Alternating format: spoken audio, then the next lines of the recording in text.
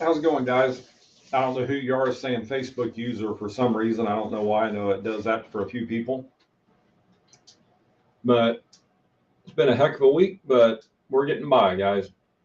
Glad to be on here tonight.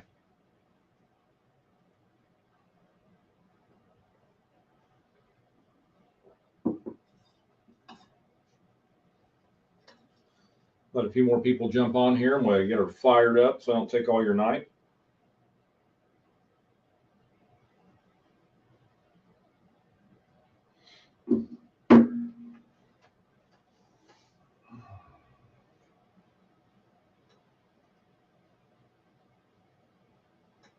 How's everybody's weather out there tonight? We got some pretty nasty storms coming through here. Hopefully the Wi-Fi holds up on you. You guys hear me all right out there?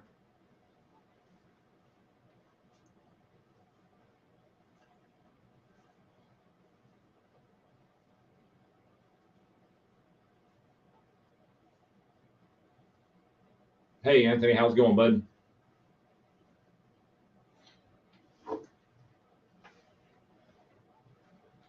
Perry Nichols, what's going on, old friend?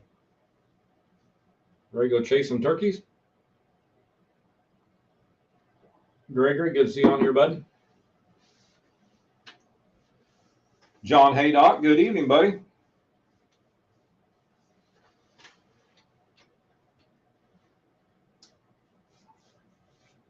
Give her a few more minutes and we'll fire her up. I got people blowing up my phone telling me they can't be on tonight because of work and all kinds of stuff.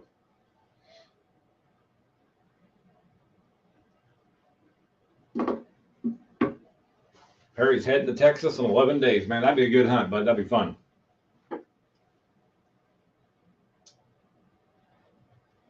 I hear you, Anthony. Partly cloudy and cool. It's cool here, too. We just got the wind. We've had nothing but wind, but we've got the rain now and dreary, nasty.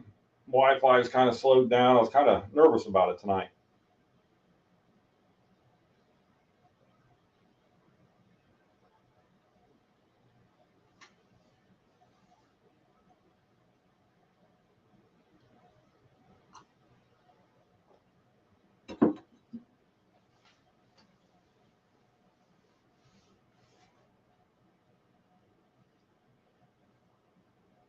Anthony, did you find any more sheds after you left the show?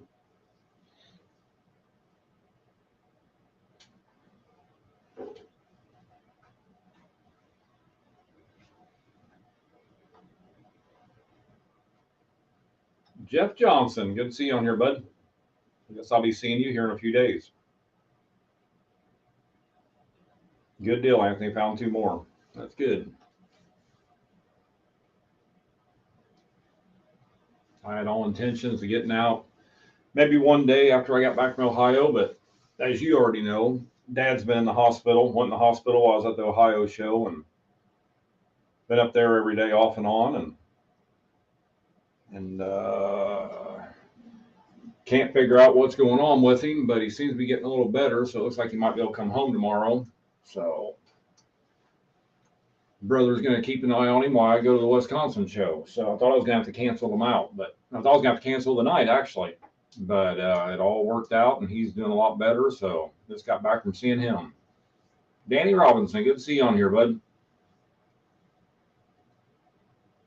Yeah, I hear you, Danny. You're two teenage daughters. Your Wi-Fi is always slow. I hear you.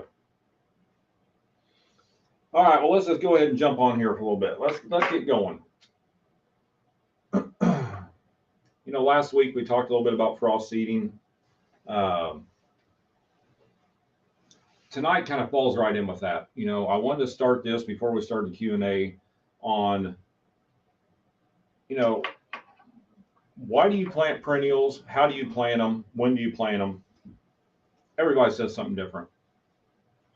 Most of you already know that I'm a diehard clover guy, so I'm a diehard legume type fan. So I personally myself, if I'm going to establish a new plot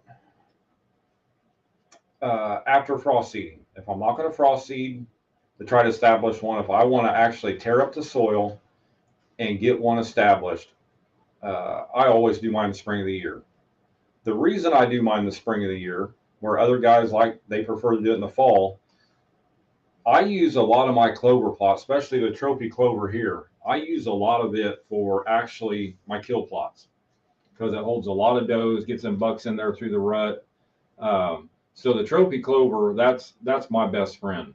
So I want to do a spring planting because I want all the forage I can get there that first fall. Even though me knowing that clover plot's going to be the ugliest plot it's ever going to be, that first year plot, it's going to be spotty, it's going to be weedy, grassy. You all know me well enough that I maintain my plots as good as I can to thicken them up to make that first year plot pretty much look like a second year plot. I want it to look that way, but it takes a lot of work. Not saying you have to do that, but you will get a lot more forage no matter what you do with a spring planting if you want the forage air for the fall, that first fall. So now with the fall planting, man, you're getting by with, you're looking at the trophy clover a good 3 to 4 weeks of Mother Nature treating you right to grow the root system before it starts emerging out of soil. So when you start doing a fall planting and it takes a month to grow that root system, you're not getting very much forage there that first fall, but you're going to have a lot less weed and grass issues by doing it that way. And then not too much later, you're going to be in that second year and it's going to flourish a lot better. But the reason I stick with a spring planting is I want that all the forage I can get that first fall because 90% of my kill plots are actually trophy clover. So either trophy clover or game changer clover depends on where I'm at in the woods and outside the woods. But when it comes to establishing a new plot, clover will literally grow in a driveway. You can go out, kill off an area, burn off an area, seed right before a rain. That clover is going to germinate and it's going to come up. You're going to lose some germination, not a lot. But when I go to establish that new plot in the spring, I want to work that first top maybe 1 to 2 inches of soil. I just want to work it up after I kill all my weeds and grasses out of it.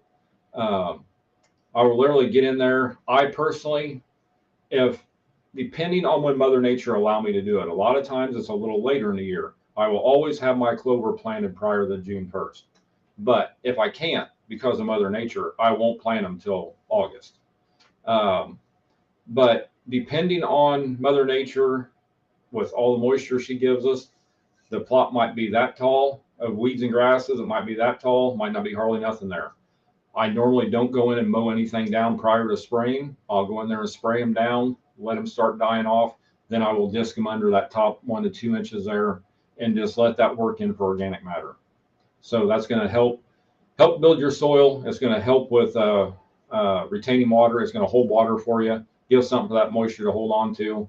So it works out a lot better that way. So the number one thing is if you're going with Booner Buffet, Trophy Clover, Game Changer Clover, any of them three, it doesn't matter. Again, check that pH, right fertilizer. All they need is potash. They do not need any nitrogen. Get in there with some 0060, something like that, even a 02020. Put the proper amount down. Everybody knows on the back of our bag, it has what we recommend for fertilizer in the pounds per acre. So try to use the closest thing as you can as what we recommend. Use that the poundage that we ask for. Make sure that pH is up. Even though it's a game changer, it actually being a shade tolerant and actually a pH tolerant, it will actually grow very well on a lower pH. The amount of forage is night and day difference if you bump that pH up and get it up closer to that 7.0. So the higher you get that, or the closer you get that pH to a 7.0, the more your plants are going to be able to utilize 100%. So, and that is very, very important when it comes to these perennial plots because you want the most tonnage and you want them plots to be as sweet as they can be and the most palatable. So you're only going to be able to obtain that is if you get that pH up and get the right fertilizer on it. So, and then pray to God, Mother Nature gives you some moisture. I know at the show circuit all this spring so far and still got a couple more to go here. And I apologize because I'm running on empty, guys. The 90% of the people I talk to from Kansas, Ohio, Iowa, Indiana, we all had the same issue last year in the drought, especially in the fall. We all had that same drought time, some worse than others, and it was miserable. So hopefully this year we can bounce back from that and get some good rains when we need them. Now, when you're looking at something like our Booner Buffet, the Booner Buffet, another awesome perennial. This one here has 2 premium varieties of alfalfa. Out of all the mixes we have, that is the most pickiest one. You can't beat that mix. Wonderful mix, fabulous mix. But with them 2 premium varieties of alfalfa, you have to have that pH up as close to a 7.0, if not a 7.0, as you can. Just for the alfalfa. The clover and the chicory will grow for you in a little bit lower pH. That alfalfa, I don't mean it's going to only be this tall at a 5.5 pH. There won't be any. Where you get into like our trophy clover, you'll have small growth with a low pH because the plant can't utilize all the nutrients. The alfalfa in that Booner Buffet will not germinate and grow very well for you at all, if any, at a low pH. So always make sure if you're using that Booner Buffet, make sure you get that pH up to at least a 6.5 to get that 7.0 if you can. With that, if you're looking at optimal growth, you're looking at, our Plot Max Clover Fuel. Clover Fuel is probably what I want to say the #1 product that we have made in many, many years. Again, you guys know how much of a diehard clover guy I am. That product right there has changed my clover plots for the better, and it's ridiculous. I mean, now I do go overboard. I spray a lot more than what we recommend. I use it a lot. When it comes to perennial plots, I mean, I'm spraying it after it gets about 3 inches tall, and I will never mow a food plot without spraying clover fuel afterwards. I will always mow it, then spray the clover fuel a few days afterwards, and that plant starts coming back. When I'm spraying all my herbicides, I'm putting clover fuel on. If I spray clethodim, because with the clethodim for the grass control and legume plots and the 2,4-DB, you never want to mix them 2 together. It gets it way too hot. So always spray them within about 7 days apart. So if I'm spraying clethodim, I'm putting clover fuel in it. 7 days later, I'm spraying my 2,4-DB, I'm putting more clover fuel in it. That's just how I am. That's why my plots look the way they do, because I spend the extra money and I take the extra time to make them what they are. And in doing so, I'm giving the deer a lot more forage. It's better on the plant. The plant's sweeter, more palatable, more tonnage per acre. And it makes me have to mow a whole heck of a lot more. There's some guys asked me at my seminar this last week, how many times you mow your clover plot a year? I said, it depends on moisture. I've had times where I've only mowed a clover plot twice in a whole season. And I've had one, I guarantee, I'm not 100% right now, but I know one year it was somewhere in that 13 to 16 range. I mowed my clover. It seemed like I was mowing it every other weekend because we were getting so much moisture and I had so much nutrients to that plant.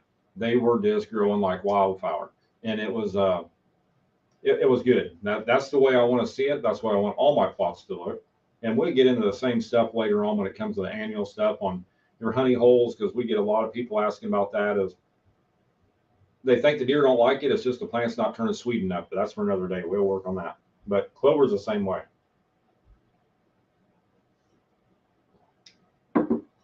There's nothing better than a good clover plot.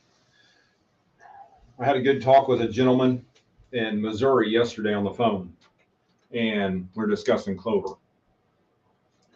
And he wanted to know what I thought of planting clover in the fall of the year. I pretty much told him exactly what I just told you guys. Now with him, where he's at, he seems to get a lot more late rains than he does early and through the summer.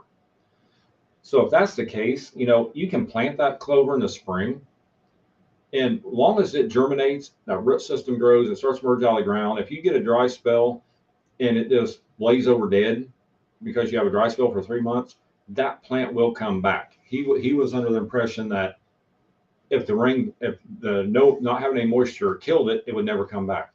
That perennial is going to come back as long as it grew that root system and it emerged out of the ground. It will come back. So that's like this year. Even with my clover plots, I went a little over 3 months with 1/10 of an inch of rain, and that 1/10 of an inch of rain came just at one time, just one day, 1/10 of an inch in 3 months. I never had clover plots looking as ugly as I ever had in my life. There was nothing left. It was bare dirt. It was ground. The weeds and grasses actually died and laid over. That's how dry it was. Cracks as big as I could set this cup down in half of them. And I got we got a 3-inch rain. The very first rain we got 3 inches of rain in 2 days on October 7th and 8th. Within less than a week, them plots looked like a golf course. They were green and about that tall. And then from then on, they exploded until the nasty weather came in. And I had great success with them. I mean, it worked out very well. Them plants were nice and tender and young. And I never had to mow them because the growing season was so short. So what was there was just lush and tender. So it actually worked out for my benefit, but it hurt me through all the summertime feeding that I like feeding the deer all through the summer. I like feeding the deer all through the summer.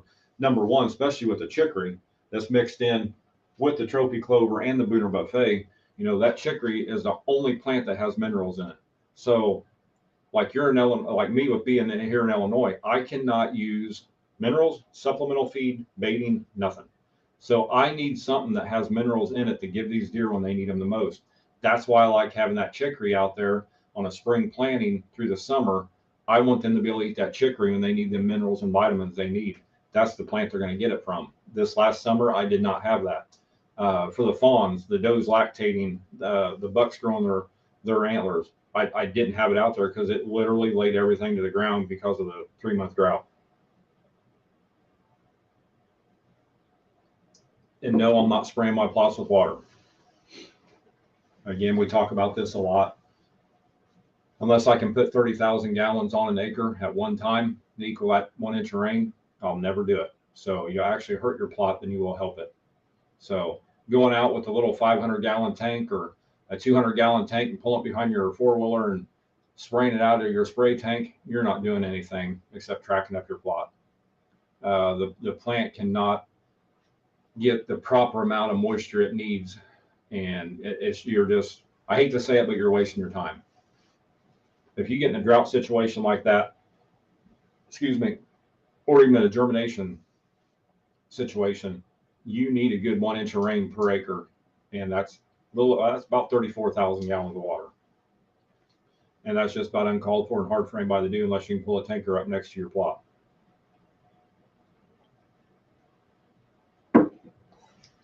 But no, planting clovers, to me, that is the number one thing.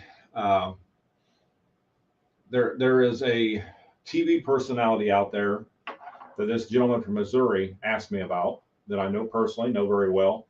And he said, he talks on his TV show all the time about if you can only plant one thing, make sure it's a good forage clover. And I agree 100%. For the forage, for the protein, you'll never find anything else out there like our trophy clover that will give your deer more forage per acre, close to that 10 tons per acre. If you got the right fertilizer, the right soil, the right pH, you're looking about 10 tons per acre of forage. Nothing else out there is going to give you that.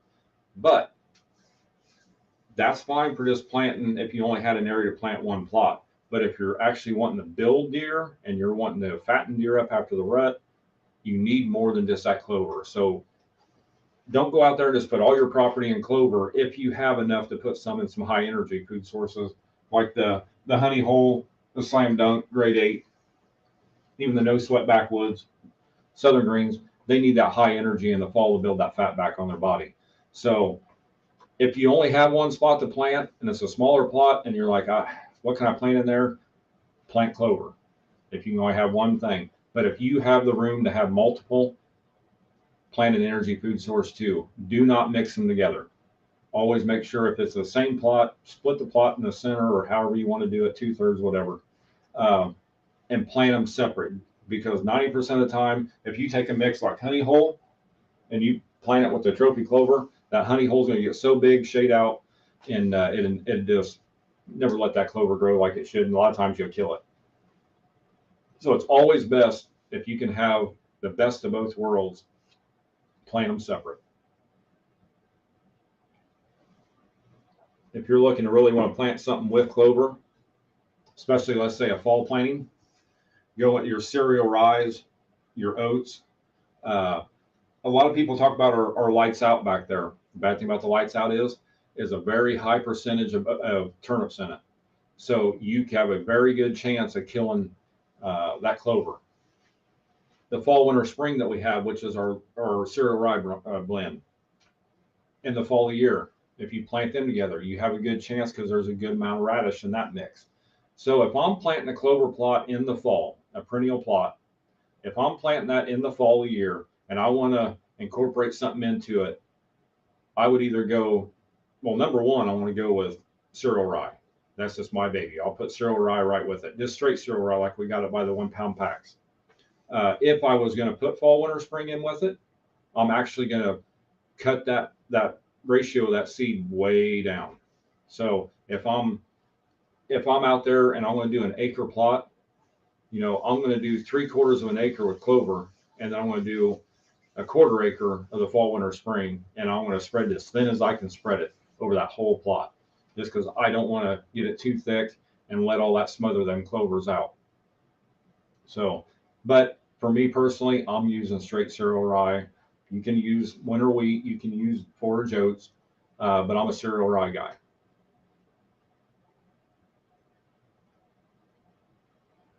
Another thing I'd like to touch on, I get asked all the time, and I forgot how many times I get asked until the show season this year. Plot Max. Plot Max is not liquid calcium.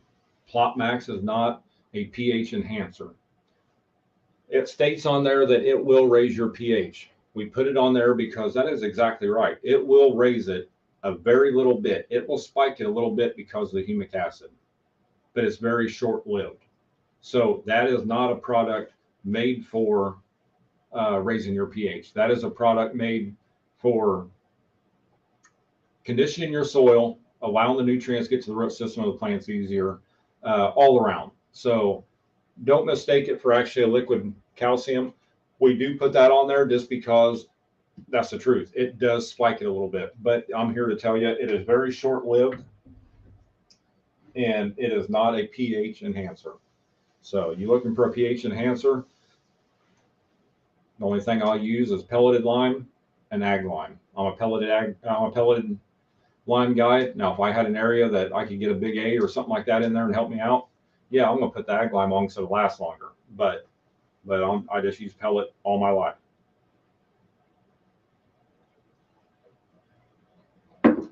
So that's a good thing about these little videos here.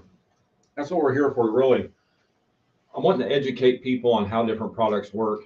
And when I first started this 2 weeks ago, I kind of forgot about some of the stuff a lot of people asked me until I started doing these seminars the last 2 shows. And I really woke up on a lot of these questions that people asked me, even after the seminar. That is an every year occurrence. Everybody's always talking about it. So the pH enhancer, like I say, the non-pH enhancer for the Plot Max, it's a soil conditioner. Use it for a soil conditioner. Apply it prior to planting or the day you plant. And yes, I get asked a lot. You can, we actually recommend you doing 2 sprayings of it. So yes, you can spray that product along with our clover fuel, our Jolt, which is our annual fertilizer.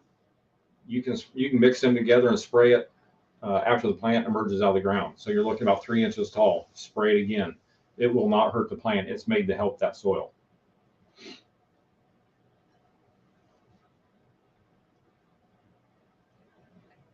There's so many things I want to jump on here and start talking about, but it's off topic. So them are months to come. So I apologize. But no, I'm ready for some Q&A, but the trophy clover, anybody knows me, that's my baby. The company could fire me tomorrow and I'd plant it the next day. I mean, I will not own a property without trophy clover, honey hole, and slam dunk. That's it. That's my three go-tos. I got all the protein I need. I got all the energy I need. And the best of all, I got a lot of tonnage. So them are my three go-tos. If I could only use anything for the rest of my life, no matter what comes out in this market, it'll be them three right there. But again, you know, the honey hole and the slam dunk, they're fall plantings. We all know that. So that's months down the road before we talk about that. But no, I was sitting here trying to think earlier today. I was coming back from the hospital seeing my dad. And I think I bought my first bag of trophy clover mix because the guy asked me this and I couldn't answer it. I couldn't remember what it was. I'm wanting to say I bought my very first bag. It's either been 25 or 26 years ago. I can't remember which one it is. I think it's 25 at the Illinois Deer and Turkey Classic. So, and from there on, I've been hooked. So went from a guy running to the co-op and trying to mix his own, not knowing a thing about it, to planting something that's already mixed up the proper way and seeing the difference. And if it ain't broke, don't try fixing it. And then the clover fuel came out and made me really, really happy. So, well, guys, let's look and see what kind of questions we got here. I'm just sitting here rambling on. I know you're tired of hearing me ramble on.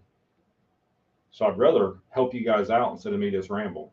Because I start talking about clover, you'll all go to bed and I won't even know you're gone here.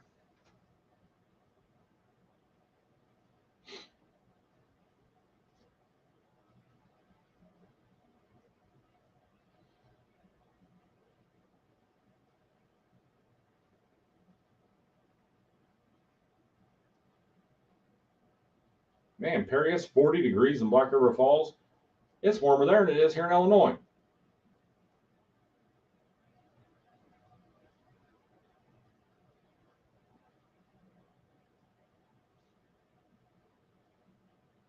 I'm glad to hear everybody coming to the Wisconsin Dells show. We actually, for anybody that is going to be at the Dells on Friday for the show, the Open Season Sportsman's Expo, you'll see something come out here. Yeah, I might even do it tonight. I might even throw it up there tonight. 5 o'clock seminar. I got a special guest with me. And I'm not spoiling it on here. I'll put it out so everybody can see it. But it's finalized, signed, sealed. It's ready to go. And it's someone that you might see for the last time on the stage. So if you're at the Dells at the show, make sure you come check out my seminar at 5 o'clock. Kevin McFarland, good to see you on here, bud. I appreciate your and Anthony's help. This past weekend at the Ohio show was a good time. Anthony Miller's on here asking about which is better, pelleted or ag. Pelleted lime is going to break down faster. It will not last as long. So you're looking at a product that is only going to take 1/10 of the amount of ag lime. So pelleted lime is going to take only 1/10 of the recommended rate that most of your co-ops, our test kit, everything's going to give you the figures for ag lime. Just remember, pelleted lime, you only need 1/10 of that amount, 1/10 of that poundage. So it's 1/10 the amount, breaks down about 3 months, but it will not last as long as ag lime. Ag lime takes a lot of tonnage, takes 6 months to break down, but it will last longer. If I'm going to be out there planting for agricultural, for a living, yeah, I'm using ag lime. I want something that's going to last longer.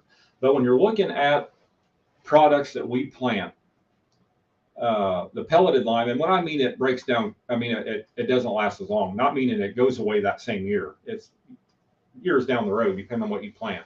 And that's what I'm getting ready to get into. Your clovers, your alfalfas, stuff like that, you really don't have that much issue with your pH. You can go a few years without even seeing a big difference. Sometimes you even see a little bump on it. You get planting your, like the honey hole, slam dunk, most of all your annuals, especially with the brassica in it. Within about 2 to 3 years, 2 years, you'll start seeing different. 3 years, then brassicas will destroy that soil. So we're always working to build that soil anyway. So the pelleted lime, it's cheaper to use the pelleted lime. It breaks down quicker. It only uses 1/10 the amount. That's my go-to. It has been for many, many years. So I used ag lime one time many years ago, and I said I'd never spread it again because I was more white than the ground was.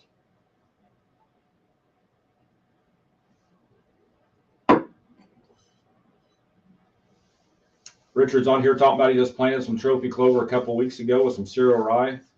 Looking forward to see how it goes. It's going to go good, bud. You'll really like that. That cereal rye is an awesome nurse crop. It'll really help keep them weeds and grasses under control. That's one thing I really love about cereal rye. It almost acts like a herbicide that the deer can eat. Danny Roberts always here talking about mix a little bit of trophy clover with fall plantings. He wants a high protein food plot and a food source in each plot, keeping them bucks as healthy as you can, especially when they start growing antlers.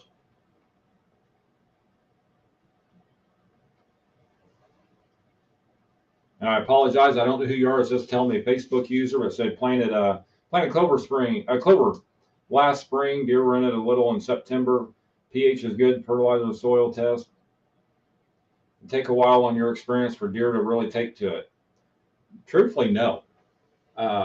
Depending on what kind of clover, if it's is whoever you are, Facebook user, I apologize. It's not showing your name. Pop back up on here and tell me which mix it was of ours, or if it was one of ours. You don't have to tell me whose it was if it's not, but we can kind of go. But the mixture is a big deal, and especially something foreign in an area. So if you're in an area, and I don't know where you're from, it is crazy here that I'm in Illinois. There's alfalfa in every seed mix that 90% of all the farmers use in the pasture mix. I can plant alfalfa on my farm, the Booner Buffet, the premium variety alfalfa, or any alfalfa I've tried in the years past, and I cannot get the deer to eat alfalfa on my farm. I can't plant enough clover. They will not touch alfalfa. I got a good friend an hour and 30 minutes south of me. They will not touch his alfalfa either, no matter if he goes to a co-op, whatever, if he buys a cheap alfalfa, a premium alfalfa, anything. It just depends on what the deer like. It's weird that deer, and I mean in my area, you'll see them out in the pasture ground, they're picking through it. But now I go out west, they just literally mow it down. The farmers want to shoot every deer out there because they knock it down to the ground, the alfalfa.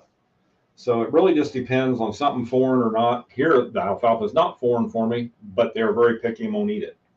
So, but being a fall, you planted it last spring. This can be the second year of the plot. Make sure you put some fertilizer on it. Get something like a 0060 straight potash, something like that, or clover fuel. Make sure it's got the nutrients. That's what's going to make that plant turn sweet. And the number one thing that will keep the deer really out of it and not eating it is if you're not mowing it. You got to mow that plot every time it matures out and flowers. So when that plot matures out and flowers, you want to take them tops off of it because it's at its lowest protein rate, least digestible, and it's very, very stemmy, very stemmy. So the deer really shine away from it. You cut that, it turns out right back around 100% the other way, and they start hitting it more. So anytime you see a flower come on chicory, clover, alfalfa, make sure you cut that plot, as long as you got moisture in the ground, not in a drought. If so, wait till you start getting moisture. Perry Nichols, I guess I am the Clover King. That's what they call me. I've been called a lot worse. Heck, you probably called me worse. I don't know. Richard's on here asking me, how long after seeding a clover plot do you usually see sprouts? Depending on moisture, trophy clover, you're looking about 3 to 4 months, about a good 3 months. Game changer, it could be 6 to 7 days with that variety. The Booner Buffet, the clover in it, and I said to it, yeah, 3 to 4 weeks. I think I said months. I apologize. 3 to 4 weeks, 6 to 10 days, and then on the Booner Buffet, the clover and the chicory usually starts jumping up. Usually, you're going to see the chicory in these two mixes, the Booner Buffet and the Trophy Clover. You'll see that chicory bounce real quick, and then you're going to be looking at 3 to 4 weeks. I mean, it could be 4 weeks before you start getting that green carpet coming up because they're growing about a 3 to 4 foot root system. If your soil's good and really high and rich, you got the moisture, they jump up quicker.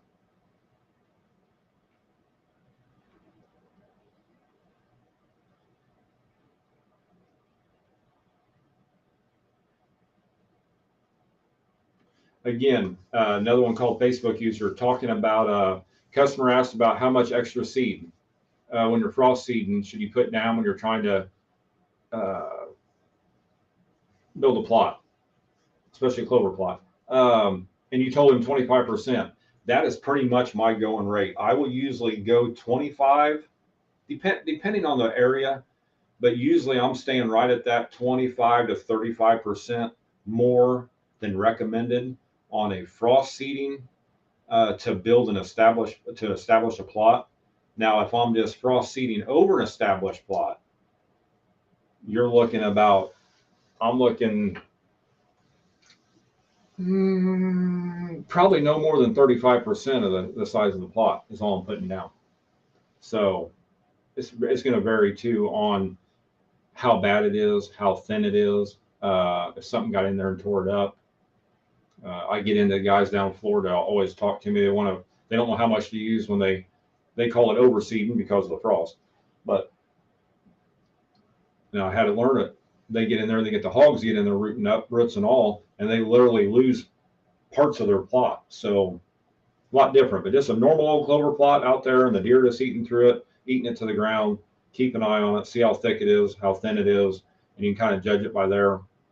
But never put the recommended rate on when you're frost seeding over an existing plot.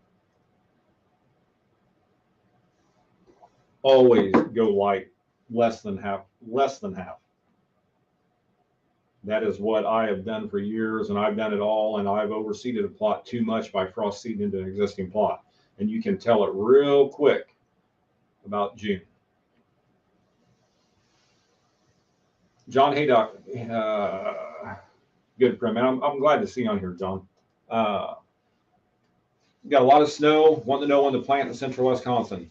John, if the plot is bare dirt and you're wanting to frost seed into it, wait till them snows start getting off there, starting to melt down, and you look like you're starting to get that spring weather coming in, you can get in and frost seed right over it. But now if you're needing to get in there and work the ground and all that, just wait till Mother Nature allows you to do it up there in Wisconsin, anywhere.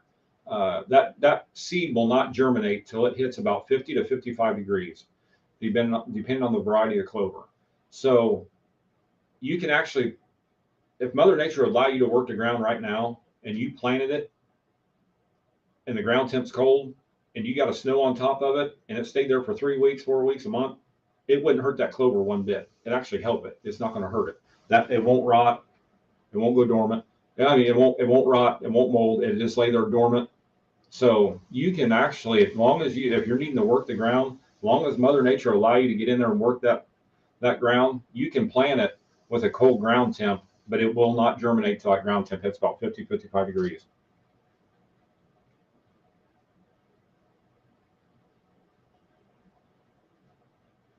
Kevin McFarland's asking if we're going to record the seminar on Friday in Wisconsin. I'm working on that. I should have already had it figured out, but again, I've been pretty sidetracked the last few days. I did call to find out that the double mics are going to be good, but we're trying to figure out how we can do a live for the audio, because the mics that we use actually go to the big speakers and it would not come to my phone. So we're trying to figure out how we can make that work, or if the speakers will be loud enough that you could hear it over the phone. We're going to do some test runs no matter what. If it's going to work, I think we're going to run it live. If not, then we're not. So we want to make sure it's good enough that you guys can hear it. But talking to the promoters for the show, they're going to see what they can come up with and talk to their guys. And I literally just emailed them today about it. So the 2 mics are good, but actually getting the voice to the phone for a live is a little iffy right now.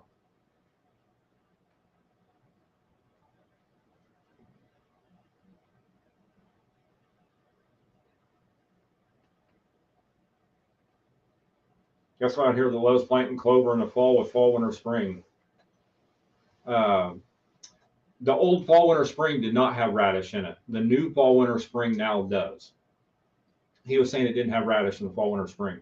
The new one does. It has a variety of the tubular radishes in it. We put them in there. Must be the second year. I think it's second year, which made that bag from a 1/4 acre bag to a 1/2 acre bag now. So that big bag will actually plant a 1/2 acre now instead of the 1/4 acre.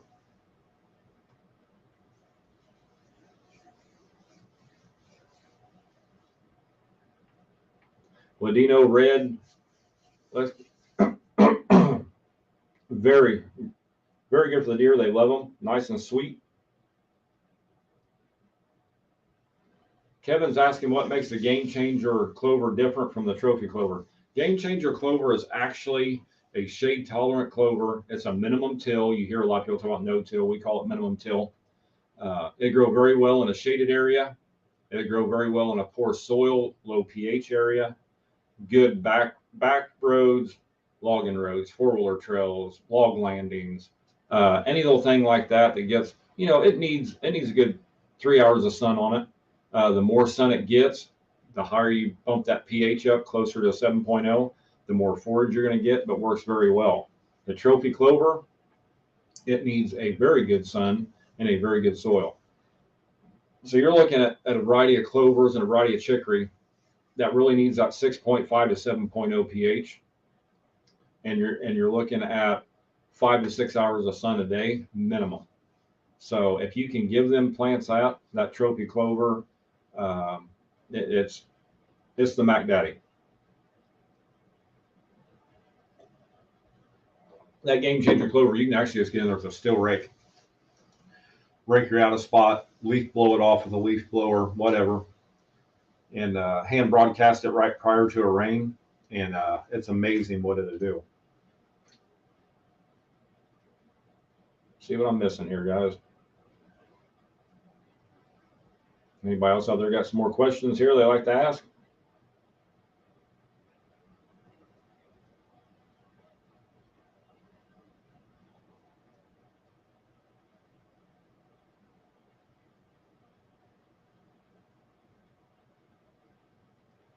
Another good thing about you Wisconsin guys that are on here, I've been running a 20-foot booth at every show this year, but the trailer is loaded, and the 20-foot booth is coming out. I'll have all the attractants. I'm actually going to have some big bags of cotton candy, all of our seed blends, our liquids, blocks, every block. Probably the biggest display I've ever put on will be at this show. I mean, it's going to be a good one.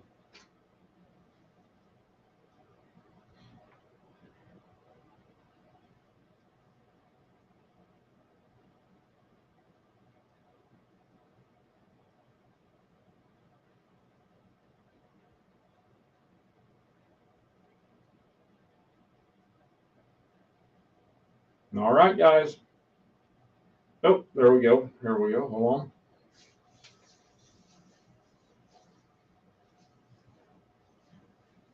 Don's on here asking, you got a place in Lower Michigan that has a lot of pines, a lot of shade. What do you recommend planting? But the best thing to plant is that Game Changer clover. If you're wanting a perennial protein plot, that clover. If you're looking more towards a fall planting as an energy food source, the no sweat. That is our no-till for the shaded areas, poor soil areas. But if you're looking for that perennial springtime planting, that Game Changer clover will do very, very well for you.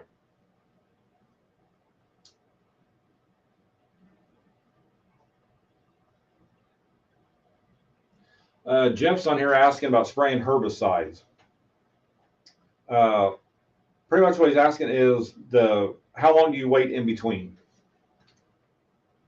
When it comes to, like with me using clethodim for grass control and the 2,4-D, you want to give it at least 7 days. You want 7 days of that after spraying the first one before you spray the second one. You don't want to mix them together and burn that plant. And again, not trying to be a sales pitch. I'm not a salesman for the company. It's going to sound like one.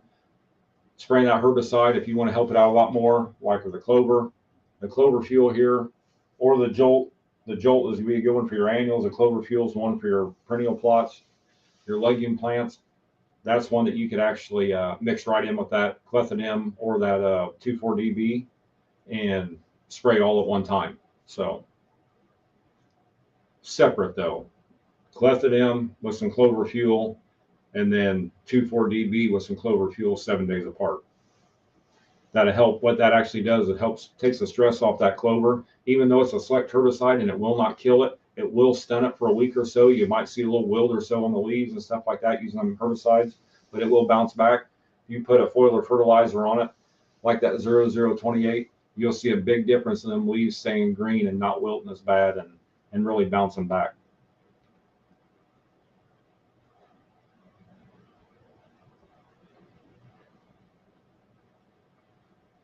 David's asking what's the possibilities of us coming to shows in North Carolina. Maybe better than before. I have found really over the last 2 years, this year especially, that there's a few shows out there that I've done for 18 years. I don't know how many years now. Many years, that are pretty much turning into flea markets.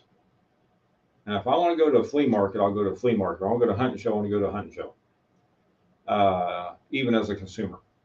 So there's a few that I'm not going to be doing next year in the spring. I'm always looking for something new, new areas, new venues, good amount of traffic.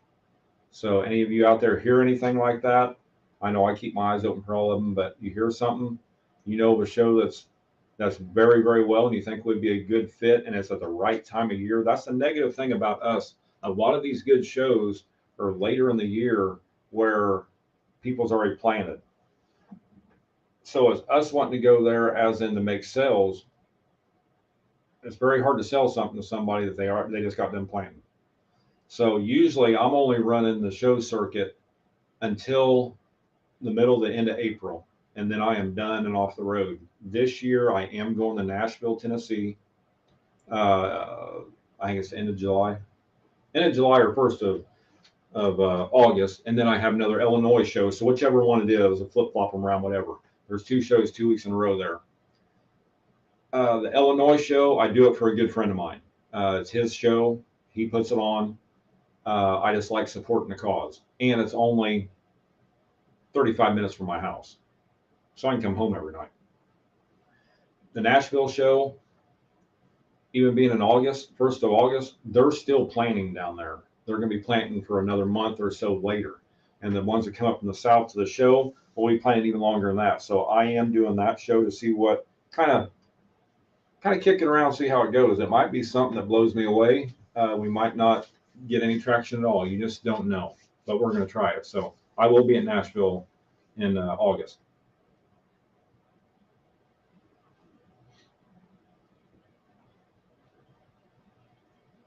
Yeah, Floyd Young's on here. So definitely do a soil test around them pines. Oh yeah, they're acidic as can be. They're acidic and they love drawing moisture away from your food plots. Them things will suck up a food plot. Suck up all the moisture.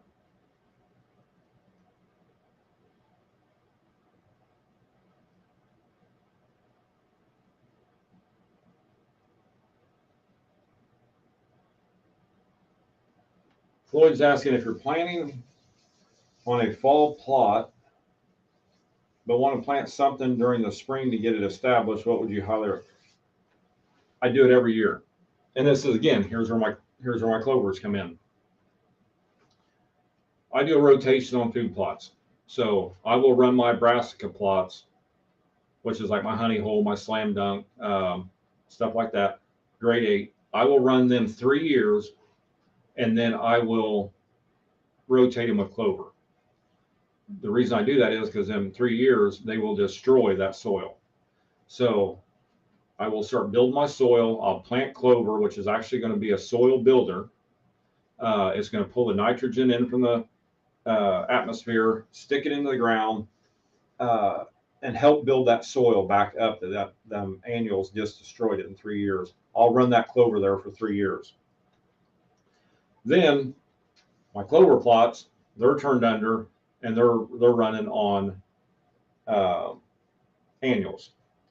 So when it comes time for my first year, I go in there in the fall. I will till under my clover. I don't even spray it. I disc it under because I want all that green organic matter into the soil. It's going to help with nitrogen, the whole 9 yards. I'll work it into the soil. I'll plant my honey hole, hunt over it that year, feed my deer that winter. Come spring, I got a bare plot. I always plant clover in them bare plots. I never leave a plot empty through the year. I plant clover right back into them in the spring. I will frost seed back into them old honey hole plots, grade 8 plots, slam dunk plots. I'll frost seed clover right back into them. And the number one reason is because I'm feeding the deer and I am actually putting nitrogen into the soil by using them clovers. That nitrogen is what them annual mixes thrive on.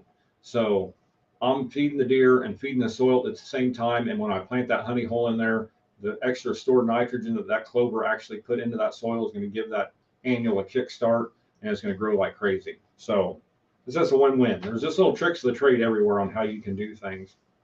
But I always plant, I never leave bare soil, and it's always clover just because I want something that's going to build the soil as it feeds the deer.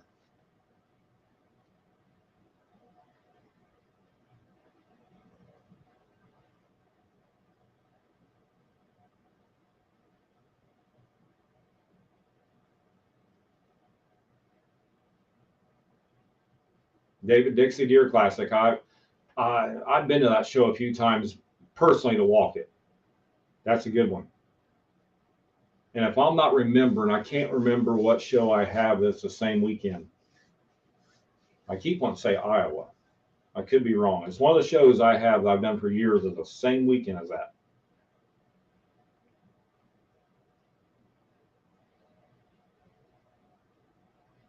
Don, I appreciate you saying you look forward to this. You'll be looking forward to this every week. I appreciate you jumping on here. I mean, that's what I'm here for, guys. I want to help out in any way I can.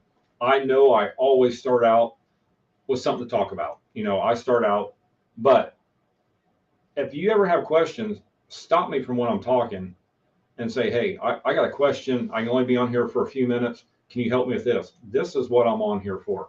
I want to be on here to help you in any way you can because I know what it's like not to know what you're doing. And I started out many, many years ago in a small farm town community that I didn't know how to plant clover, many, many years ago as a kid.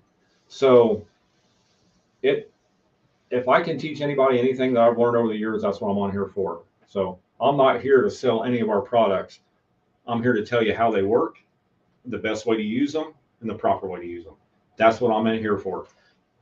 If you want to talk to a salesman, you're more welcome to go talk to a salesman, or I'll talk to you about that too. But I am not a salesman. I'm the product specialist, customer service. That's what I do. That's what keeps me going, man, is helping you guys out. In any way I can help you, you let me know, and I'll always be here for you to help in any way I can. So, well, we're about that time. We just supposed to get off here, guys. I appreciate you all jumping on here tonight, and looking forward to seeing all you guys, the ones that can be there at Wisconsin this coming weekend. We're going to have a very good show. I got 3 good days of seminars. Like I said, Friday is going to be a good seminar. It's going to be pretty special to me, and you'll see why when you see me. I'll tell you what. Keep your eyes open here in the next 15 minutes, and I'll post something. I'll post it on my personal page and the Antler King food plotting nutrition page. So, but it's going to be pretty special, and looking very forward to it. And we're just going to go from there. So, you guys have a good night. I appreciate everything. Again, reach out to me. Need anything, I'll help you out in any way I can. You guys take care. Bye-bye.